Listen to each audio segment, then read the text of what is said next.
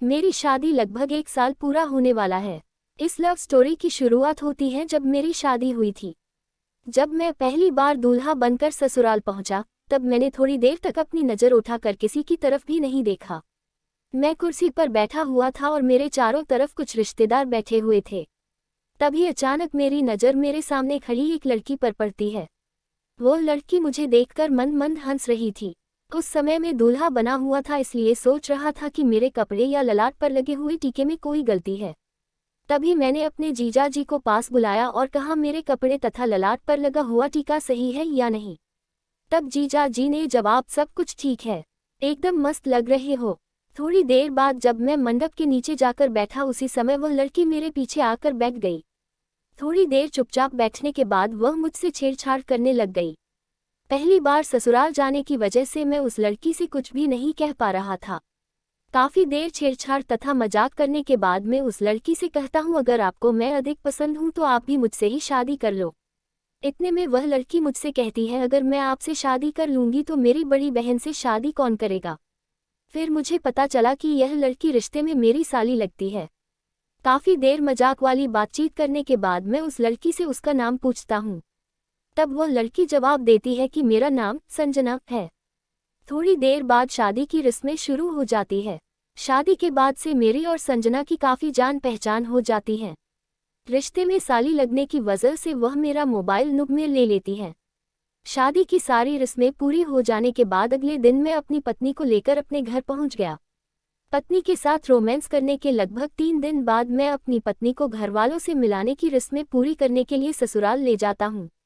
मैं वहां जाकर चुपचाप कमरे के अंदर बैठा हुआ था, तभी संजना मेरे पास आकर बैठ जाती है। संजना मुझसे बातें करने लग जाती है।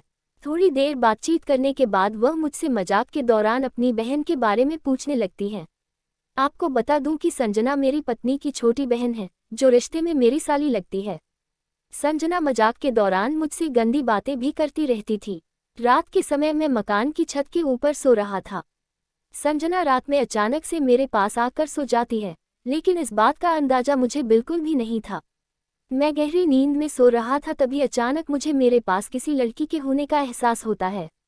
तभी मैं नींद से उठ जाता हूँ और देखता हूँ कि संजना मेरे पास सो रही थी। मैं संजना को जगाने की कोशिश करता हूँ और कहता हूँ, जल्दी उठो वरना कोई देख लेगा। लेकिन संजना उठने की बजाय मुझसे लिपट कर सो रही थी।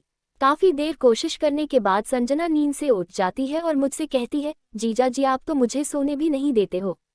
तभी मैं कहता हूँ, शायद आपको पता नहीं है कि आप कहाँ पर सो रही हो। इसके बाद संजना ने कहा, मुझे अच्छी तरह से पता है कि मैं मकान की छत के ऊपर आपके पास सो रही हूँ। तभी मैंने कहा, आप चुपचाप नीचे जाकर सो जाओ और मुझे सोने दो। तभी संजना कहती है, मैंने मकान की छत वाले गेट को लॉक कर दिया है। अब कोई भी व्यक्ति मेरी इजाज़त के बिना ऊपर नहीं आ सकता है। इतना सुनने के बाद मुझे भी थोड़ा आराम महसूस हुआ। मैंने सोचा कोई व्यक्ति छत के ऊपर आने से पहले गेट का लॉक खोलना चाहेगा, लेकिन उसकी चाबी संजना के पास है। इसके बाद क्या था, मैं भी पूरी तरह से निडर हो गया। काफ़ी देर तक दोनों रोमांस भरी बातें करते रहे। थोड़ी देर बाद संजना मेरे गले से लिपट जाती है और अपने दिल की सारी बातें मुझे बता देती है। इन्हीं बातों के दौरान वह मुझसे कहती है कि मैं तुमसे अपनी जान से ज़्यादा प्यार करती हूँ। संजना कहती है, तुम मुझे बहुत अच्छे लगते हो, इसलिए ही मैं तुम्हारे करीब आना चाहती हूँ। इतना कहने के बाद मैं संजना को किस कर लेता हूँ। रोमांस करते समय हम दोनों मजाक भी कर रहे थे। रात के लगभग 1 बजे बज चुके थे। इसके बाद मैंने संजना से कहा, अब मुझे नींद आ रही है, इसलिए तुम भी चुपचाप सो जाओ। संजना कहती है, नहीं, आज रात भर मुझे आपके साथ रोमांस भरी बातें करनी है। रात भर बातें करने के बाद मैंने संजना से कहा, सुबह के 5 बजे बज गए हैं, तुम चुपचाप नीचे चली जाओ। इतना कहने के बाद संजना मुझे एक किस करके चुपचाप नीचे चली जाती है। अगले दिन मैं अपनी पत्नी को साथ लेकर अपने घर चला जाता हूँ। मुझे घर जाते हुए देखकर संजना के चेहरे से मुस्कान चली जाती है और वह मुझसे नाराज हो जाती है, क्योंकि मैंने रात के समय संजना को बताया था कि मैं आपके यहाँ 2 दिन रुकने के लिए आया हूँ। लगभग 1 घंटे बाद मैं अपने घर पहुंच जाता हूं। घर पहुंचने के बाद भी मेरा मन संजना की ओर खींचा जा रहा था। थोड़ी देर बाद संजना मुझे कॉल कर देती है और कहती है, जीजा जी, आप तो बोल रहे थे कि मैं 2 दिन रुक कर जाऊंगा। मैंने कहा, किसी काम की वजह से जाना पड़ा है, लेकिन अगली बार जरूर रुकूंगा और आपके कहने पर ही वापस आऊंगा। थोड़ी देर और बातचीत करने के बाद संजना कॉल डिस्कनेक्ट कर देती है। नई शादी होने की वजह से मुझे एक साथ दो लड़कियों का प्यार मिल रहा था। एक तरफ मुझसे प्यार करने वाली मेरी पत्नी तथा दूसरी तरफ प्यार करने वाली मेरी साली है। दोनों ही मुझसे अपनी जान से ज़्यादा प्यार करते हैं। लगभग 2 महीने बाद में संजना से बात करके अपनी ससुराल पहुंच जाता हूं।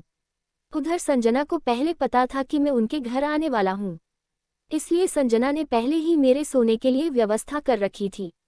पहले की तरह इस बार भी संजना मेरे ही बिस्तर में मेरे साथ बातचीत कर रही थी। सर्दियों का समय होने की वजह से हम दोनों एक ही कमरे में सो रहे थे। आज भी मैं और संजना एक दूसरे से मुलाकात करते रहते हैं। साली होने की वजह से मुझे भी उसके बिना रहा नहीं जाता है और उससे मिलने के लिए किसी भी बहाने से उसके घर पहुंच जाता हूं। आज भी हम दोनों हर महीने में 2 मुलाकात जरूर करते हैं।